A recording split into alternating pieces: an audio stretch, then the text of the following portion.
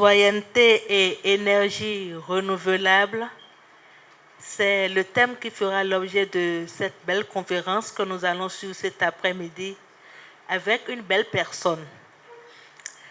Chers amis, bonsoir à vous et bienvenue à la Bibliothèque Bénin Excellence de Godomé, Fondation Vallée, pour suivre cette belle conférence que nous offre ce soir, cet après-midi, une charmante maman.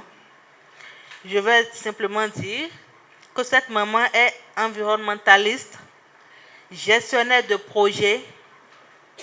Elle est actuellement la directrice de cabinet du ministère du cadre de vie et des transports en charge du développement durable. C'est une grande amoureuse du sport. Nous allons donc recevoir, comme elle le mérite, Madame Jeanne Adambioku Akapo. Sous vos applaudissements. Merci, vous êtes adorable. Alors, bienvenue, maman. Merci beaucoup.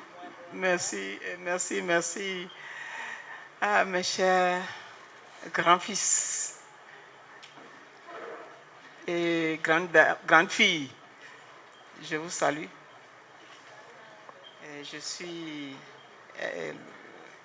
Madame la Présidente, vous a déjà donné mon nom. Donc, je suis Jeanne Adambioku, épouse Akapo. Moi, je suis très heureuse, très ravie de connaître ce centre. Je vous salue et je vous dis merci d'avoir choisi de vous faire compléter votre formation dans ce centre. Le thème qui nous rassemble ce soir, c'est l'éco-citoyenneté et énergie renouvelable. Alors, pour aborder le sujet, qu'est-ce qui fait qu'aujourd'hui nous cherchons à avoir des sources alternatives, des sources pour compenser ou pour changer la pratique de tous les jours en matière d'utilisation de l'énergie. C'est quoi les émissions de gaz à effet de serre? Comment nous devons limiter nos pratiques en termes d'émissions de gaz à effet de serre pour protéger notre planète, pour protéger notre environnement. Je vais finir avec les comportements qu'il faut, les plus simples, pour protéger l'environnement et économiser l'énergie. Voilà ce que je voulais aborder avec vous ce soir. Voilà qui plante le décor de ce rendez-vous d'échange sur la citoyenneté et les énergies renouvelables. L'experte commise à la tâche n'a rien occulté quant au minimum qu'il faut à ses pépites pour en savoir plus sur leur rôle en tant que citoyen pour une meilleure promotion des énergies renouvelables au Bénin, sans oublier les gestes utiles pour un comportement citoyen responsable. Au Bénin, la dégradation de l'environnement porte sur le couvert, c'est-à-dire la végétation, nos forêts. Nos forêts tous les ans, ce sont les données de 2015. Chaque année, nous perdons. Le Bénin perdait, 2015, le Bénin perdait tous les ans près de 100 000 hectares de forêt et de savane qui vraiment prennent d'autres visages aujourd'hui à travers nos pratiques, à travers les types de production agricole que nous faisons, à travers les feux de végétation. La dégradation de l'environnement au Bénin s'exprime également par la dégradation des berges, des principaux cours d'eau. Nos principaux cours d'eau, donc les eaux continentales, aujourd'hui s'assèchent, diminuent de hauteur. Nous avons de par le réchauffement de la planète, le niveau de la mer qui augmente, là où la force, dont les vents qui deviennent plus forts et qui font que nous avons des marées, donc la mer qui a plus de force et qui monte et qui fait subir à notre côte l'érosion sans précédent et les maisons qui s'écroulent, mais les fois est fait par notre pays et cette zone est protégée. Mais c'est des efforts continus pour pouvoir contrer quelque peu. Donc, les énergies renouvelables sont celles que nous pouvons utiliser tout le temps. Par contre, quand nous détruisons nos forêts pour le bois, nous détruisons nos forêts pour le charbon, pour la cuisine, la régénération n'est pas pour demain. Par contre, si nous avons d'autres pratiques pour remplacer d'autres énergies, nous produisons nous-mêmes ou que nous prenons de la nature, les énergies qui se renouvellent tout le temps, est-ce que nous ne protégeons pas notre existence? Les gaz que nous émettons avec les engins ou avec nos véhicules achetés qui sont des véhicules branlants et qui émettent des gaz nocifs, ce sont ces gaz-là qui détruisent la couche d'ozone qui nous protège. L'éco-citoyen aussi, dans la vie courante, acquérir et assurer l'installation des ampoules économiques. Donc aujourd'hui, on nous parle des ampoules LED. Il faut que j'ai le réflexe à l'ampoule que je dois acheter prochainement et qu'elle doit être économique. C'est le LED. Je vais demander à un électricien quelles sont les ampoules qui sont plus économiques à la consommation aujourd'hui, on va vous le dire. Toujours prévoir des sacs à usage multiple. J'en ai déjà parlé. Et je crois, ceci, je l'ai acheté, je l'utilise. C'est avec ça que j'emmène de la nourriture. Ça fait plus de 2 ans, à usage multiple. Vous voyez combien de sachets j'aurais utilisé si je devais mettre ma nourriture dans des sachets les matins pour aller au boulot, pour aller au marché. Si je dois aller au marché et trimballer des sachets noirs tout le temps, vous voyez combien de sachets j'aurais utilisé et jeté dans la nature. Voilà, donc j'en ai plein beaucoup. Donc, toutes les fois, les chers amis, dites à nos mamans, à nos soeurs, ceci, j'ai ça, vous avez ça. Il y en a moins dur ici, tressé par nos artisans et qui se vend. Vous avez ça, vous pouvez avoir ça dans au niveau de votre engin ou bien plier ça et mettre au niveau de votre vélo ou bien dans des catables. Il y en a de très simple. J'ai oublié d'en emmener une autre fois.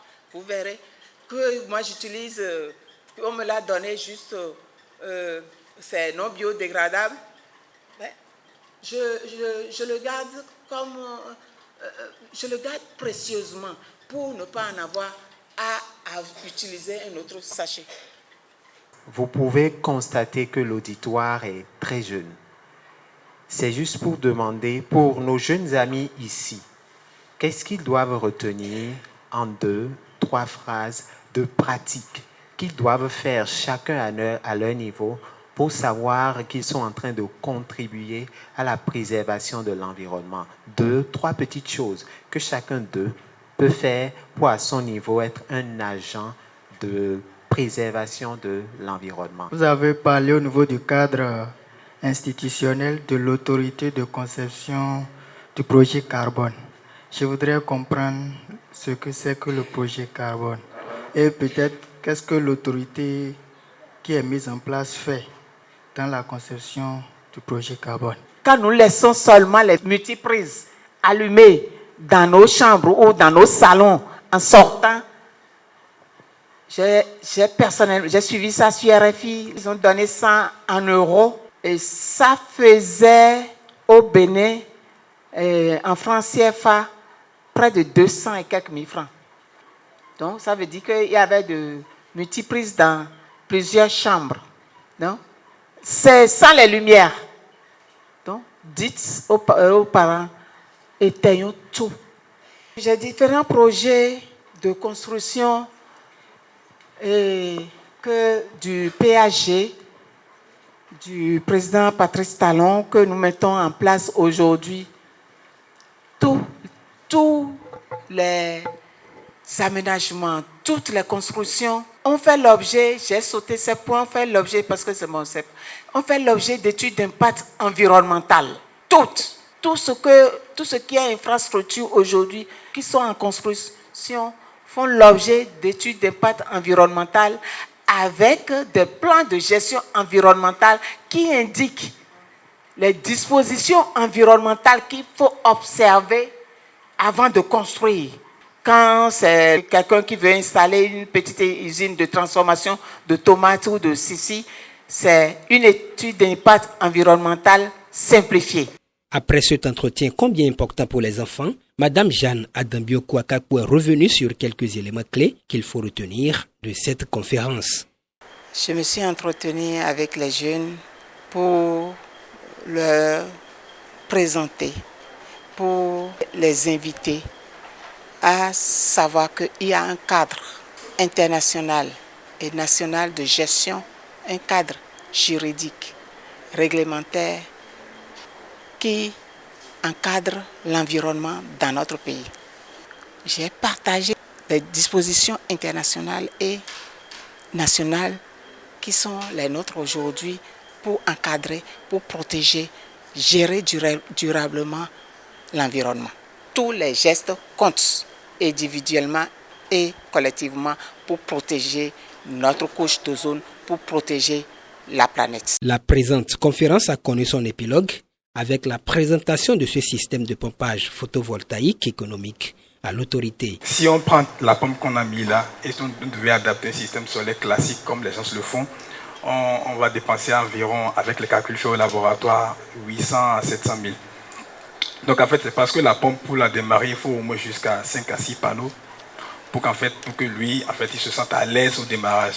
Donc nous, on a travaillé sur le fonctionnement de la pompe et on a fabriqué cette commande qui, en fait, au lieu que la pompe ne prenne beaucoup de puissance au démarrage, on réduit ça de moitié.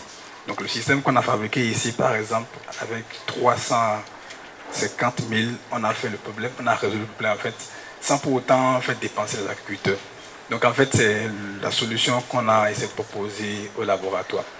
C'est une surprise agréable. Merci pour cette trouvaille. J'ai connu le centre, je viens d'être agréablement surprise. On va voir qu'est-ce que nous pouvons faire pour faire connaître cette trouvaille-là. Et que cette expérience soit connue par le public, soit connue par des autorités, et soit connue par les producteurs maraîchers surtout. Ce système réalisé par Josias Maoutondi Gbazaka dans le laboratoire de l'intelligence artificielle de Bénin Excellence vient réduire de 50% le coût d'investissement des agriculteurs pour le système de pompage d'eau pour l'irrigation de leurs exploitations. Donc, nous avons été sidérés par la présentation de Mme Jeanne à Kakpo. Et je pense que la protection de la nature, de l'environnement, ça dépend de chacun de nous. Nous avons amené des actions à avoir les gestes utiles. C'est bien cela. Alors, merci à vous une fois encore pour cette belle présentation. Merci à tous ceux qui sont restés du début jusqu'à la fin. Et nous espérons que vous avez également appris, que vous avez beaucoup aimé. Et on espère bientôt une autre belle conférence de Mme Jeanne.